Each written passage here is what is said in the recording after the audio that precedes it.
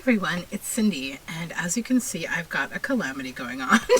So I'm here today because I want to make a little video to show you a really cool product that was sent to me by Globleland, and also share my discount code that they've been kind enough to give to me for you.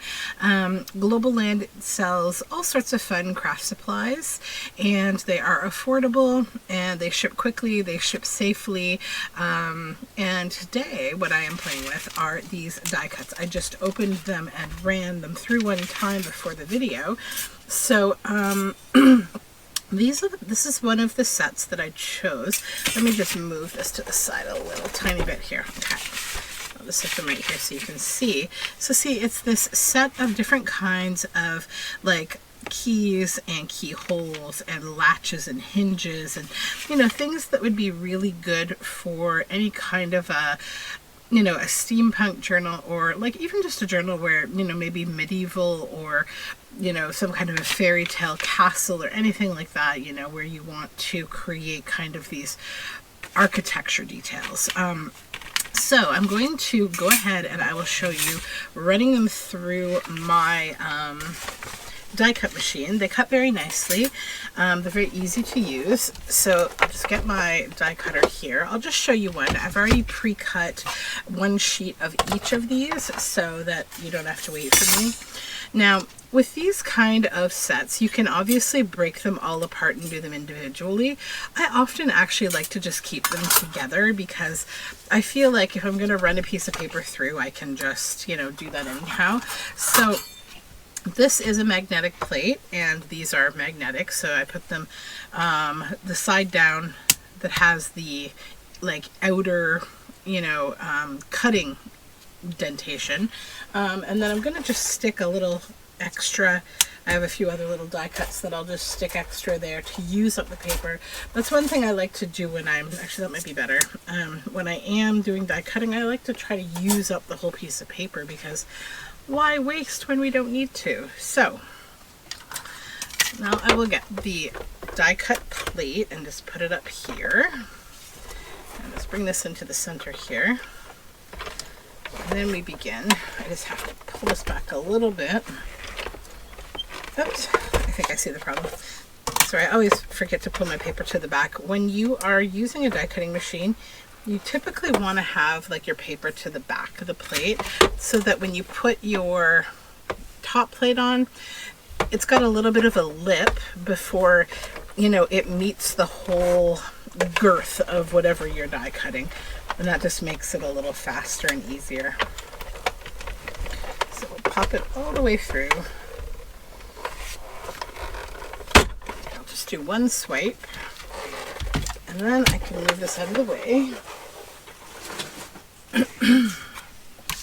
Okay. Move these bits and bobs out of our way here. So now we have this. So I'll get rid of this one. This one's unrelated to this video. It's just my extra use up my paper. Okay. And then here we have all the bits and bobs. So some have already left themselves here, which is great. I just use a little paper piercer to lift them, and like they have really nice detail. They cut very nicely. So now I usually will just lift this away, and then I can pick up any that have fallen off and just poke out the little bits. Get that out of the way. And then with these, I usually will just push out the large pieces first. And then you go into all the little holes, and then they will fall right on out. So you can see it's a nice sharp cut that it's making. I haven't had any poor, you know, success with die cuts before, these kind of thin die cuts. Usually they work pretty well. I haven't had one that just didn't really cut, which is good. Okay, so that's that. Now I will set these aside, and I will link these down below with my discount code if you're interested in getting them. So here are the ones that I just cut, Then here are the other ones. So I'll have a duplicate of what I already cut, but then the other die cut that you receive with this has this one. All these great shapes. And they're hinged, the ones that you can like fold. Here's some keys. That's the same as that one. That's the same as that one. And that, and that. Okay. So the other pieces essentially from the other die are this set here. What's right here. Okay. So let's set these aside. And what I'm going to do today to make something kind of fun with them is a technique that I saw from Natasha at Treasure Books to make a really fun faux rust kind of technique. So I have two dishes here. One is going to be for this dollar store cinnamon that I got. So I'm going to open this up.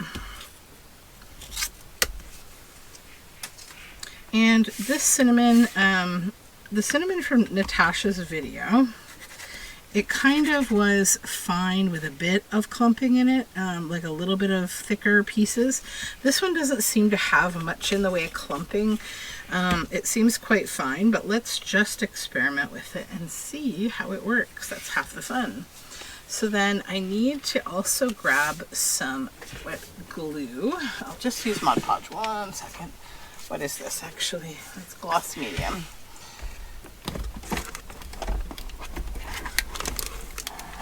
Here it is. Okay. So just get my Mod Podge here. Then I'll get this little scrap of paper. Now we're going to mix some paints too to make like sort of a rust color. So I'm using today, she used a black and a brown paint. This is just some black. So I'll put black in here. I grabbed a few different browns. These are acrylic paint. I'm going to add some of this kind of terracotta color. This is a thick paint. I have to kind of... Okay, so I managed to get some of that paint out. Then I'm going to add a little bit of a medium brown. And I do have some teal and some other browns over here. So I'm just going to try to mix this glumpy globby here with some of the more wet brown. I think this will be the last stop for this poor sad terracotta color paint. I'm trying to use up old paints lately because they become such a mess if you don't use them up. But okay, so we're just going to combine all of that a little bit, but like not fully. Okay, so it's kind of a little marbly. And then I'll throw a little more black over here because I want brown and black. Okay.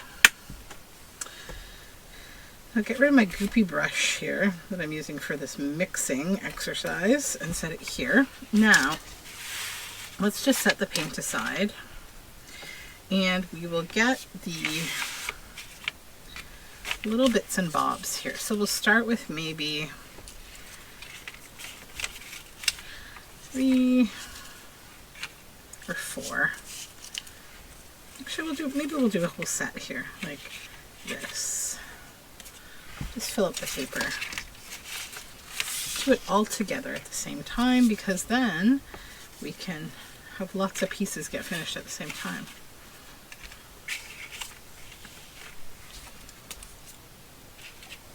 And actually what I could do is just move this brush entirely.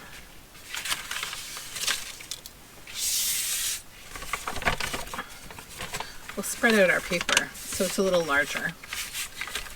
And we'll do an assembly line here.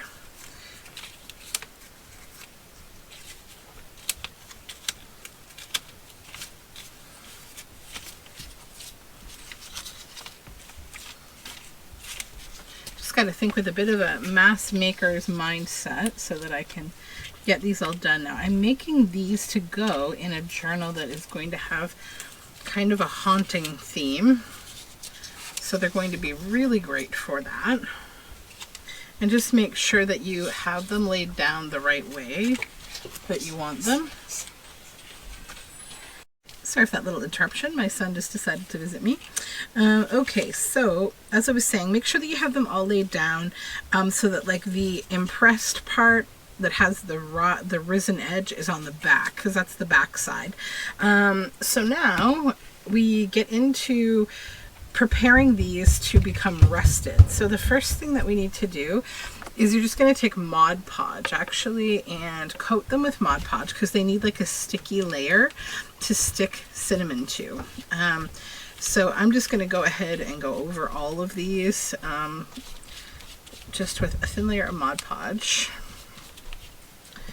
and then they'll be nice and sticky. So why don't I just go ahead and do this, and then I will come back once they're all gooped up, and we will start the cinnamon situation.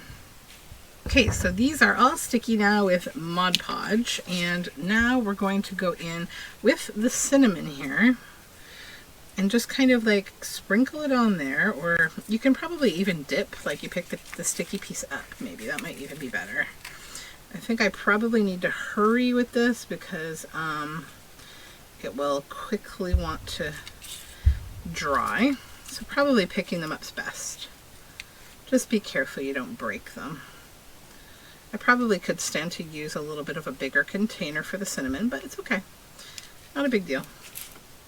And also don't worry if, like, when you're picking them up or you're adding the cinnamon, that the entire thing isn't covered. So when you're creating the rust texture, you know, you're going to want high spots and low spots. So don't worry, just adhere the cinnamon as much as it wants to adhere. And I'll probably try to lay these in spaces where like it's not as sticky so they don't stick to the glue. I'll just finish the messy bit and then I'll put them on something new. But see, as you can see, there's variance here in how much this is sticking. That's what we want.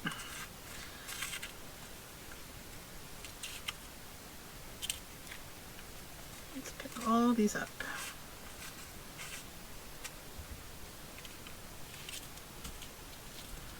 Going to have to stop for a little hand wash after this part.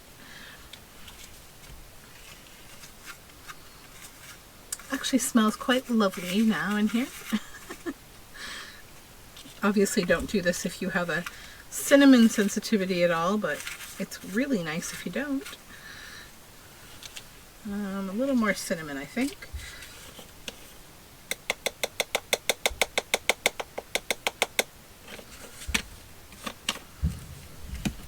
Okay, oops.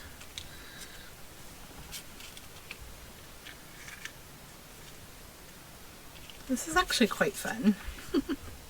The one thing I can say though is Mod Podge, it does dry pretty quick, so you might need to like reapply if you did a whole assembly line like me. You could also choose to do like only a couple pieces at a time so that you don't have any drying up.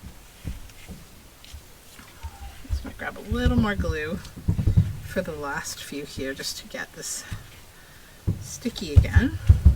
It's still kind of sticky, but I just want it to be really sticky to use up this last little bit. I think I missed one back here. Okay. So if you can hear Calamity upstairs, my children are getting ready to go outside, so they're getting all their shoes and everything.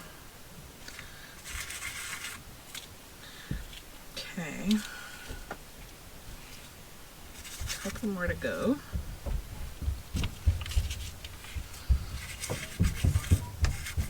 Okay, so that is, yeah, that's good and sticky. And the last one.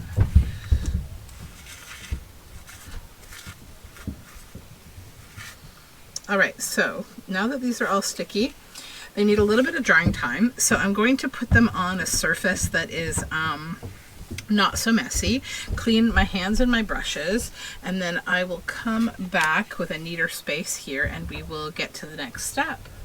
So these are now mostly dry, and I went ahead and I cut the top off of this paint because I love the color, and it's actually like quite a vintage paint. I'm just realizing now. So let's go ahead and we'll get into this black paint first here, and I'm just using a regular dollar store kind of brush, and it's just kind of like stippling it down.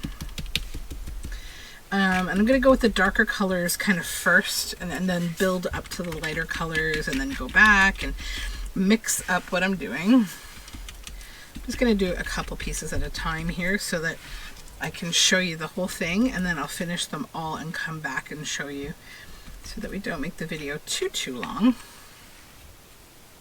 Maybe I'll swap them over to here once we've got the black paint on. Okay, let's do one of the bigger hinges.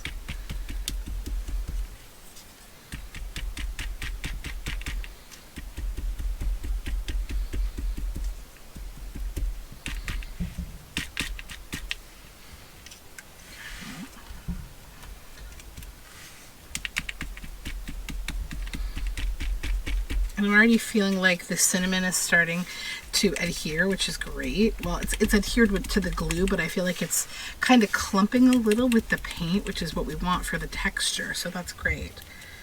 All right, so let's go with these first, these 4. And I'll set these ones aside and focus on these. So now I'll come into the lighter paint, and I just want to make sure I cover everything, especially where there's cinnamon. You know, because you wouldn't want the cinnamon to just be by itself and crust off later. Okay, so that's the addition of the darker brown.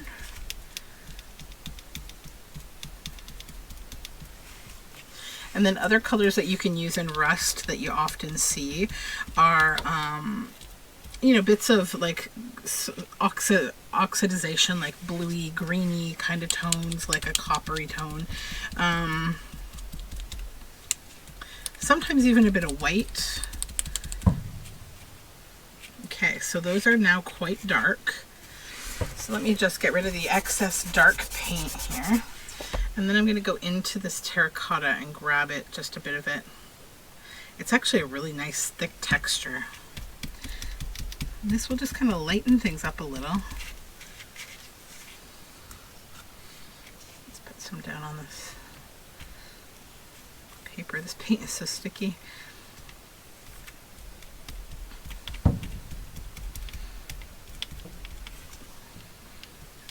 Okay. Where do I put this one? Hold on. I need one more piece of paper. It's just kind of easy to stage them as you're going. So just put these ones back here because they've got the lighter paint now. Let's grab a nice clump of that. Probably come in and do a little more.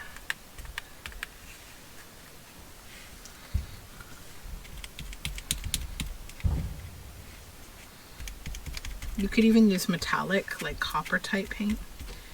These would also be really nice if you were to spray paint them.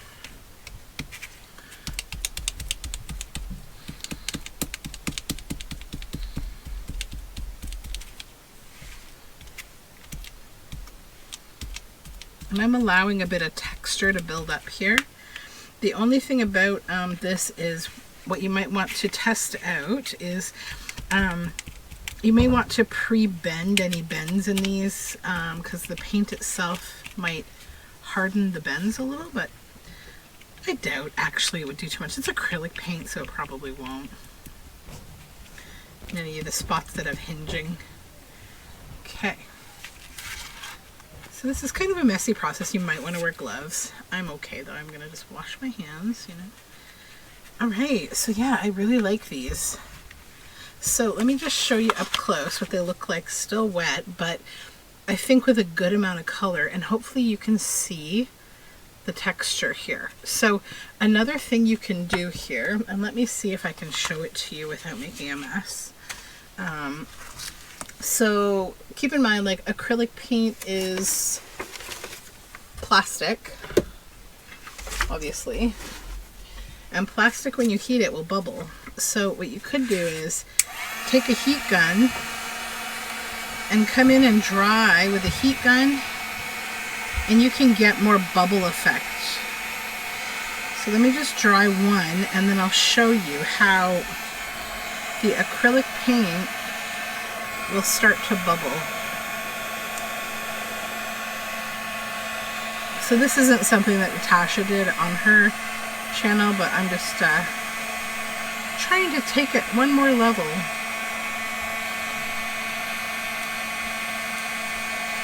It's got to all pretty much all dry first, so just let it get through that drying. It smells a little bit like pumpkin pie in here because of the heat and the cinnamon.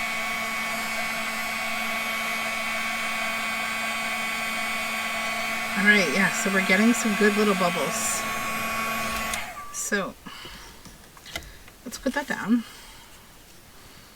Look at that texture. Can you see that texture? Okay, so this one has two bends right there. I'll just keep that in mind.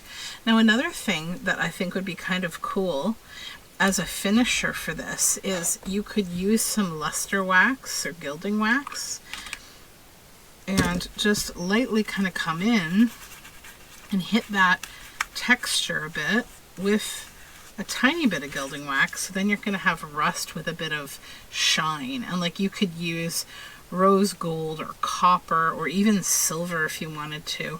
And then obviously, you know, you've got the ability to use a bit of this blue too, and I would just honestly take a little on your finger and do the same thing that I just did with the gilding wax. Like come in, because you don't want it to be overwhelming, right? Like usually patina, it's just little bits. It doesn't super patina. So that is that. And like you could also, you know, if you felt like, oh, I got too much blue in an area, you could settle it down with a little bit of oxide ink or something. So we'll let these dry, and then I'm just going to come in and fold and see. So I used cardstock, okay, so to do my die cutting, which is typically what people use. So let's come in and do the fold that I need for this. Yeah, it folds just fine on those two lines. The paper's not ripping. We're good. So there we go. We have that little hinge. Honestly, it looks on the outside like a legit metal hinge. It even feels like one. So hopefully that will be of use for you. You know, like this is, let me show you a few papers here. Just grab a few papers, because this particular one, it's got a bit of distance here, so it would go around a thicker bit of paper. See that? It's really cute. And then you could put a brad through each hole. You poke it with your punch through both of these, and you could put a brad through there, or you could even tie some twine or sew, hand stitch, and you'd have a really cute little booklet with this really fun sort of faux metallic hinge. So hopefully you enjoyed this.